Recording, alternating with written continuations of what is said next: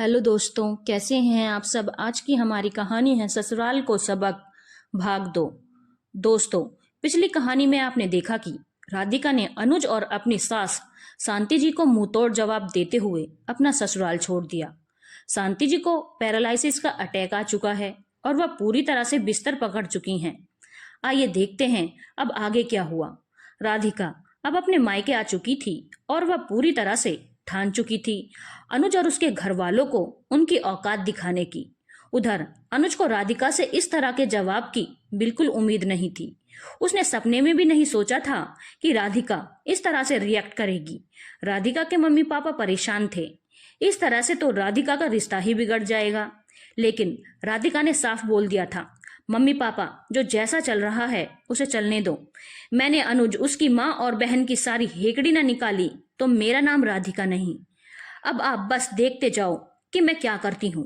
खून के आंसू न रुलाया उन लोगों को तो आप देख लेना। काफी कुछ सोच रखा था राधिका ने उन्हें सबक सिखाने के लिए। उधर अनुज काफी परेशान हो चुका था क्योंकि शांति जी पूरी तरह से अपाहिज हो चुकी थी और उसकी प्यारी बहन रजनी वहां से रफू चक्कर हो चुकी थी। जब तक मायके में राधिका उसकी आवभगत में खड़ी रहती थी उसका ज्यादातर वक्त मायके में बीतता था। लेकिन अब उसे पता था कि अगर वह मायके गई तो उसके सिर पर जिम्मेदारियों का बोझ आ जाएगा। इसीलिए अब वह मायके बिल्कुल नहीं आती थी। अनुज ने शांति जी के लिए एक फुल टाइम मेड रख दी जो उनके दैनिक नित्य कर्म वगैरह करवाती थी और उनका खाना भी देखती थी। घर में खाना पीना बनाने के लिए और घर के बाकी कामों के लिए एक मेड रख दी। लेकिन इससे अनुज का बहुत ज्यादा पैसों की दिक्कत हो रही थी क्योंकि दोनों ही मेड बहुत ज्यादा पैसे ले रही थी और साथ ही साथ घर में हाथ की सफाई भी हो रही थी क्योंकि शांति जी तो किसी लायक बची नहीं थी। शांति जी अपनी स्थिति पर आंसू बहाने के अलावा कुछ नहीं कर पा रही थी और यह सब कुछ जानकर राधिका के दिल को बहुत सुकून मिल रहा था क्योंकि इसी तरह के खून के आंसू शांति जी और उनके बेटे अनुज और उनकी बेटी रजनी ने पिछले 2 सालों में राधिका को रुलाया है। और आज जब उनकी आंखों में आंसू हैं तो राधिका के दिल को चैन पड़ रहा है। अनुज परेशान हो चुका था क्योंकि 2 मेड रखने के बाद भी ना कोई काम ढंग से हो रहा था और ना ही ढंग का खाना मिल पा रहा था। शांति जी भी अपनी परेशानी अनुज को बता नहीं पाती थी लेकिन साफ पता चल रहा था कि उनके लिए जिस मेड को रखा गया है वह उनकी ठीक से सेवा नहीं करती बल्कि बात बात पर चिड़चिड़ करती है और पैसे पूरे लेती है। इसीलिए अब परेशानी बहुत बढ़ चुकी थी।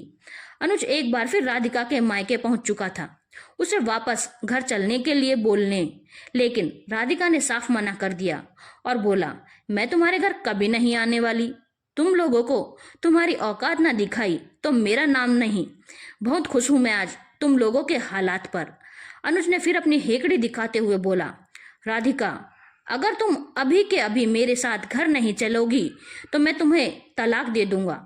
इस पर राधिका के मम्मी पापा को टेंशन हो गई कि कहीं बात बहुत ज्यादा ही ना बढ़ जाए, लेकिन राधिका को कोई टेंशन नहीं हुई। उसने बोला, कोई बात नहीं, तुम्हें जो करना है कर लो, लेकिन मैं तुम्हारे साथ घर नहीं चलने वाली। राधिका ने काफी कुछ सोच रखा था और अपनी दोस्त लता के पति से बात भी कर रखी थी जो कि एक वकील था और हर तरह से राधिका की मदद करने को तैयार था।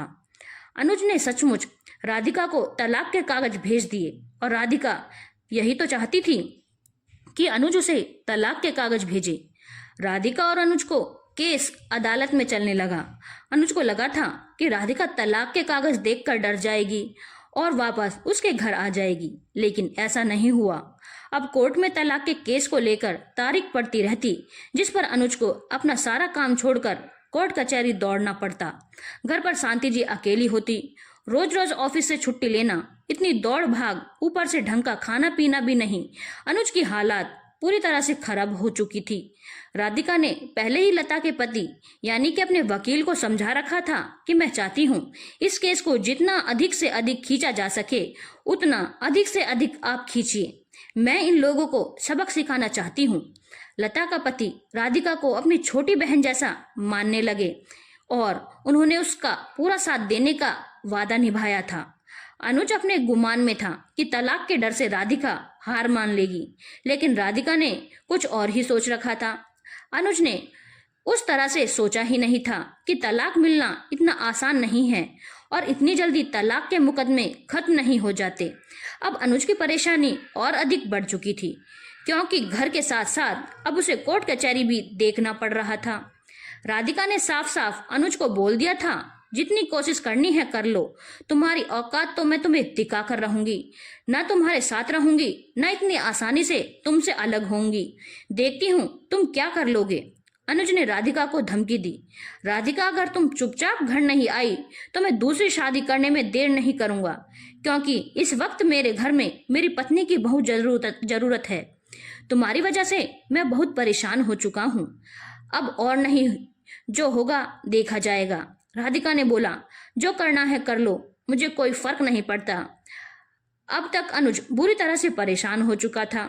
घर ऑफिस कचहरी के चक्कर लगाकर रजनी ने पूरी तरह से किनारा कर लिया था।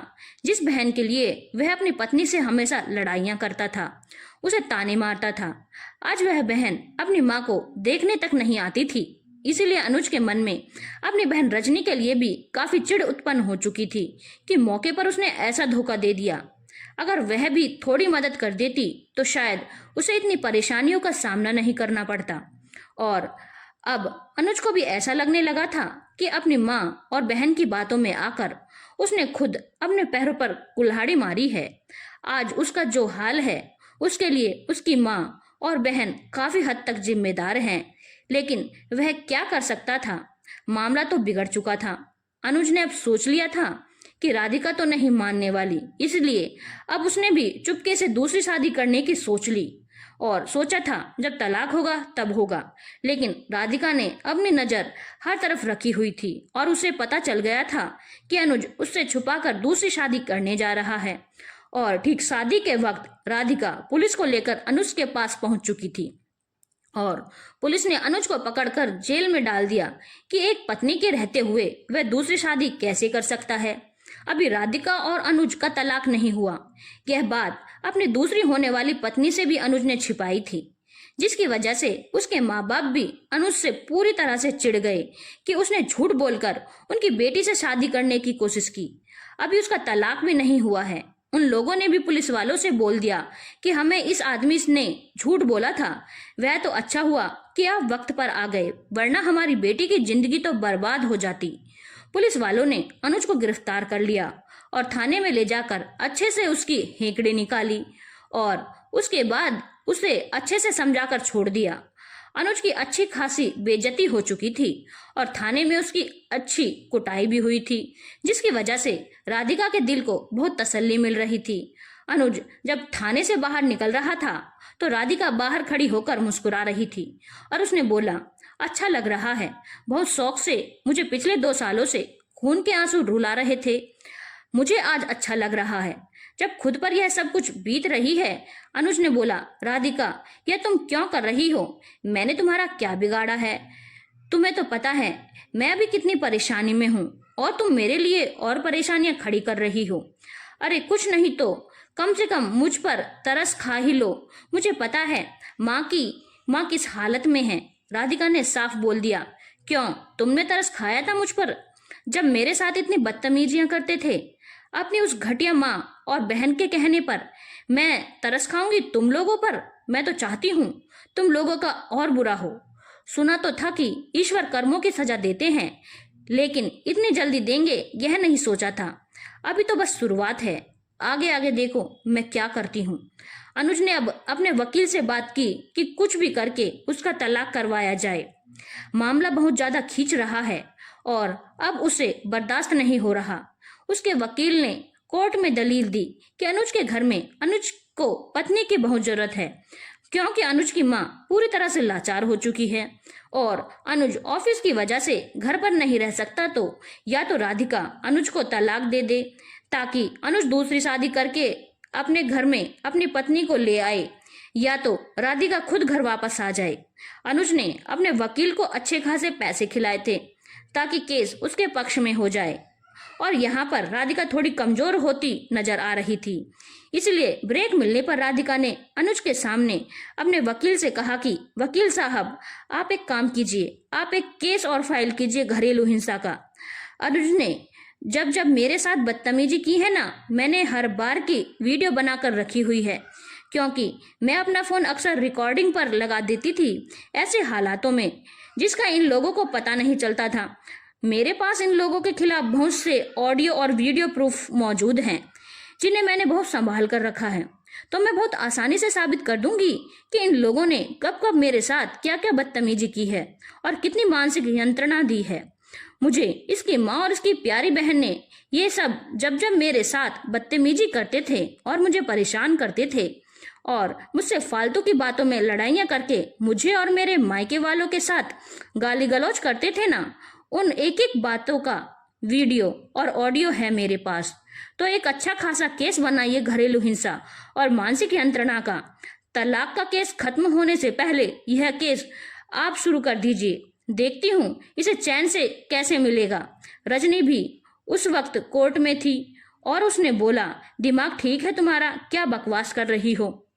ऐसा कब हुआ है कि हमने तुम्हारे पर बहुत ज्यादा घरेलू हिंसा की है? और रजनी काफी कुछ सोचने लगी तो राधिका ने बोला, तुम्हें ज्यादा सोचने की जरूरत नहीं। तुम लोगों ने कब क्या किया है, सारा कुछ मेरे मोबाइल में मेरे पास सेल्फी पड़ा हुआ है जो कि मैं कोर्ट में सबूत के तौर पर दिखा दूंगी। और हाँ वकील साहब, हमारी प्यारी ननद रानी के पतिदेव सरकारी नौकरी करते हैं ना, एक बार वहां से मेरे ही घर में बैठकर मुझे दहेज कम लाने का ताना मार रहे थे और साथ ही साथ बोल रहे थे, क्या फायदा इतने कम दहेज के साथ शादी करने का, इससे तो अच्छा इसे छोड़ दो और दूसरी पत्नी ज्यादा दहेज के साथ ले आओ। वह रिकॉर्डिंग भी मेरे पास बहुत सेफली पड़ी हुई है। तो एक काम करते हैं, उसका भी एक केस कर ही देते हैं। कैसे हमारे प्यारे नंदोई साहब दहेज के लिए मेरी शादी तुड़वाना चाहते हैं और दहेज के लिए मुझे मानसिक प्रताड़ना देते हैं। मेरे ख्याल से सस्पेंड तो वह तुरंत हो ही जाएंगे ना, आखिर सरकारी नौकरी जो करते हैं, फिर बात की बाद में देखी जाएगी। यह सब कुछ सुनकर रजनी और तेज भड़क गई और बोली, मेरे पति को इन सब बातों में मत घसीटो तुम। राधिका ने भी उतनी ही तेज आवाज में बोला, मेरे और मेरे पति के बीच में आकर आग लगाने से पहले यह सब कुछ सोचना चाहिए था ना। अब मैं किसी को नहीं छोड़ने वाली, किसी को नहीं। तुम लोगों की नाक न रगड़वा दी तो मेरा नाम बदल देना। यह सब कुछ सुनकर रजनी बहुत परेशान हो रही थी और उसे टेंशन भी हो गई कि अगर ऐसा कोई केस हो गया तो उसके पति के ऊपर काफी बड़ी मुसीबत आ जाएगी। इसलिए वह इन सब से अपने आप को निकालना चाहती थी और उसने अपने भाई अनुज से बोला, भाई तुम क्यों फालतू के लफड़े करना चाहते हो? चुपचाप से यह तलाक का केस वापस ले लो और जो जैसा चल रहा है चलने दो, नहीं तो हम लोग बुरी तरह से फंस जाएंगे। यह ना खुद चैन से रहेगी न हमें रहने देगी। अनुज चिड़चिड़ाता हुआ वहां से जा चुका था। राधिका के वकील ने पूछा, क्या सच में तुम्हारे पास ऐसी सारी रिकॉर्डिंग हैं? तो राधिका हंसने लगी और उसने बोला, मेरे पास कोई रिकॉर्डिंग नहीं है, लेकिन इन्हें क्या पता कि मेरे पास कोई रिकॉर्डिंग नहीं है। इन्हें डराना जरूरी है, नहीं तो कहीं अगर हमारा तलाक हो गया तो इसे बहुत आसानी से मुझसे छुटकारा मिल जाएगा और वह मैं कभी नहीं होने दूंगी। ना मैं इसके साथ रहना चाहती हूँ और ना ही इसे तलाक देकर आजाद करना चाहती हूँ ताकि यह अपनी नई जिंदगी शुरू कर सके। मैं इसे खून के आंसू रुलाना चाहती हूँ। इसे इसकी गलत फहमी में रहने दूंगी कि मेरे पास इन लोगों के एक एक कारनामों की रिकॉर्डिंग है, ताकि कम से कम उनके मन में एक डर तो रहे। और उस रजनी और उसके पति को तो मैं अब उस घर में चढ़ने नहीं दूंगी। देखिएगा कैसे नाक रगड़ता हुआ मुझे लेकर जाएगा, क्योंकि मैं इसके पास कोई ऑप्शन ही नहीं छोड़ूंगी। अगले दिन अनुज के वकील ने अपनी तरफ से दायर किया गया तलाक का केस वापस ले लिया, क्योंकि राधिका तो उन्हें बुरी तरह से उलझा कर रख दिया था और अनुज खुद को हर तरह से फंसता हुआ पा रहा था। अनुज को समझ में नहीं आ रहा था कि वह क्या करे। उसने एक बार फिर राधिका से कांटेक्ट किया और बोला, एक बार मिलकर बात करते हैं। बात करने में इस समस्या का कुछ हल निकलेगा। तुम जो बोलोगी, जैसा बोलोगी, मैं सब करने को तैयार हूँ, क्योंकि अब मुझसे और बर्दाश्त नहीं हो रहा। राधिका बात करने के लिए तैयार हो गई और बोली, शाम को मैं तुम्हारे घर आ रही हूँ। अपने मम्मी पापा भाई भाभी सबको लेकर जो भी बातें होंगी सबके सामने होंगी। और हाँ, मेरे वकील साहब भी आएंगे और सारी बातें लीगल तरीके से होंगी ताकि आगे तुम अपनी औकात में रहो। राधिका अपने ससुराल पहुंच चुकी थी, अपने घर वालों और अपने वकील के साथ। उधर रजनी, उसका पति और अनुज भी घर पर थे। शांति जी बिस्तर पर पड़ी हुई थी। वह कोई हरकत नहीं कर सकती थी, पर सुन और समझ सब सकती थी। राधिका जब घर के अंदर घुसी और शांति जी की हालत देखी तो उसे ऐसा लगा जैसे उसे जन्नत मिल गई हो, क्योंकि इस औरत ने शादी के अगले दिन से राधिका को खून के आंसू रुलाए थे। राधिका ने अपने शर्त रखनी शुरू की, मैं इस घर में रहूंगी लेकिन अपने हिसाब से। तुम्हारी माँ मेरे ऊपर कोई हुक्म नहीं चलाएंगी और मुझसे तमीज से बात करेंगी। मैं अपना घर खर्च जैसे चलाना है वैसे चलाओ, लेकिन मुझे मेरे पर्सनल खर्च के लिए हर महीने 15,000 दोगे, जिस पर तुम्हारा कोई अधिकार नहीं रहेगा। तुम्हारी यह घटिया बहन इस घर में कभी नहीं आनी चाहिए। अगर यह इस घर में आएगी तो फिर इसी को यह घर संभालना पड़ेगा। मैं उसी दिन इस घर से दोबारा निकल जाऊंगी। मैं इस औरत की शक्ल अपने घर में नहीं देखना चाहती। आगे से तुम मेरे मम्मी पापा और भाई भाभी से हमेशा तमीज और तहजीब से बात करोगे और उनकी इज्जत करोगे। गलती से भी कभी उनके साथ बदतमीजी नहीं करोगे। और हाँ, वह सारी रिकॉर्डिंग अभी भी मेरे मोबाइल में सेफली पड़ी हुई हैं और एक पेन ड्राइव में भी ट्रांसफर करके मैंने उसे एक सुरक्षित जगह पर रखवा दिया है। तो अगर गलती से भी कभी भविष्य में मेरे साथ कुछ गलत करने की कोशिश की तो मैं पुलिस केस करने से कभी पीछे नहीं हटूंगी। राधिका ने एक बार फिर झूठी रिकॉर्डिंग की बात करके अनुज और उसके घर वालों को अच्छा खासा डरा दिया था और अपने काबू में कर लिया था, जो कि जरूरी भी था। अनुज अब इतना परेशान हो चुका था कि वह राधिका की शर्तों को ठीक से सुन भी नहीं रहा था और चुपचाप राधिका के वकील जिस पेपर पर बोल रहे थे उस पर उसने साइन कर दिए। अनुज बोल रहा था, मुझे तुम्हारी सारी शर्तें मंजूर हैं, बस अब मुझसे यह परेशानियां बर्दाश्त नहीं होती। तुम जो बोलोगी, जैसा बोलोगी वैसा होगा। बस अपना घर संभाल लो और मुझे इस झंझट से छुटकारा दो। यह घर, ऑफिस, कोर्ट कचहरी, इन सब में पिस पिस कर मेरी जान अटक कर रह गई है। अब मैं तुम्हारे साथ कभी कोई बदतमीजी नहीं करूंगा और तुम्हारे घर वालों के साथ भी कभी कोई बदतमीजी नहीं करूंगा। अब तक मैंने जो कुछ भी बदतमीजियां तुम्हारे और तुम्हारे घर वालों के साथ की हैं, उन सब के लिए मैं तुमसे और तुम्हारे घर वालों से हाथ जोड़कर माफी मांगता हूँ। बस हमें एक आखिरी मौका दे दो। माँ की हालत देखो, कुछ बोल पाए अब तो वह इस लायक भी नहीं बची हैं। उन्हें उनके किए की सजा मिल चुकी है और इतने दिनों में कोर्ट कचहरी पुलिस थाने के चक्कर लगाकर मुझे भी मेरे किए की काफी सजा मिल चुकी है। अब तो हमें बख्श दो और अपने घर वापस आ जाओ। राधिका के दिल को आज बहुत सुकून मिल चुका था और आज वह अपनी शर्तों पर अपने ससुराल वापस आने को तैयार हो चुकी थी। राधिका ने बोला, ठीक है, मैं इस घर में रुकने को और रहने को तैयार हूँ, लेकिन अभी तुरंत के तुरंत अपनी इस बदतमीज बहन को और उसके पति को इस घर से बाहर करो। मैं इन लोगों की शक्ल भी नहीं देखना चाहती।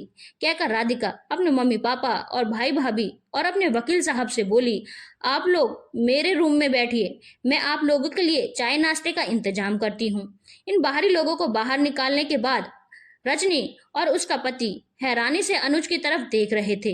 अनुज ने चिढ़ते हुए कहा, रजनी, तुम चुपचाप मेरे घर से अभी के अभी बाहर निकल जाओ, क्योंकि आज मेरे साथ जो कुछ भी हो रहा है ना, इसमें तुम्हारा पूरा योगदान है। तुमने मुझे चढ़ाकर मेरी और राधिका की लड़ाई करवाने में कोई कसर नहीं छोड़ी है और जब मुझे जरूरत पड़ी तो तुमने किनारा करने में बिल्कुल देरी नहीं की। तो अब मुझे तुम्हारी और मेहरबानी नहीं चाहिए। वैसे ही तुम काफ़ी मेहरबानियां मेरे ऊपर कर चुकी हो मुझे बर्बाद करने के लिए। कहकर अनुज ने उन्हें बाहर का रास्ता दिखा दिया। शांति जी अपनी प्यारी बेटी और बेटे को आपस में लड़ते हुए देख रही थी और आंखों में आंसू लिए हुए अपनी हालत पर रो रही थी, क्योंकि उन्हें पता था वह अब कुछ नहीं कर सकती। डोर अब पूरी तरह से राधिका के हाथों में आ चुकी है। उनका और उनकी प्यारी बेटी का पत्ता कट चुका है। रजनी और उसका पति तमतमाते हुए घर से बाहर निकल चुके थे और राधिका अपने मम्मी पापा, भाई भाभी और वकील साहब के लिए बढ़िया मसाले वाली चाय बना रही थी और उसे समझ में आ चुका था कि जब घी सीधी उंगली से ना निकले तो उंगली टेढ़ी कर दो, और अगर तब भी घी ना निकले तो डिब्बा ही गैस पर चढ़ा दो, जो कि आज उसने चढ़ा दिया था। धन्यवाद दोस्तों। अगर आपको कहानी अच्छी लगी हो तो चैनल को लाइक, शेयर और सब्सक्राइब करना ना भूलें।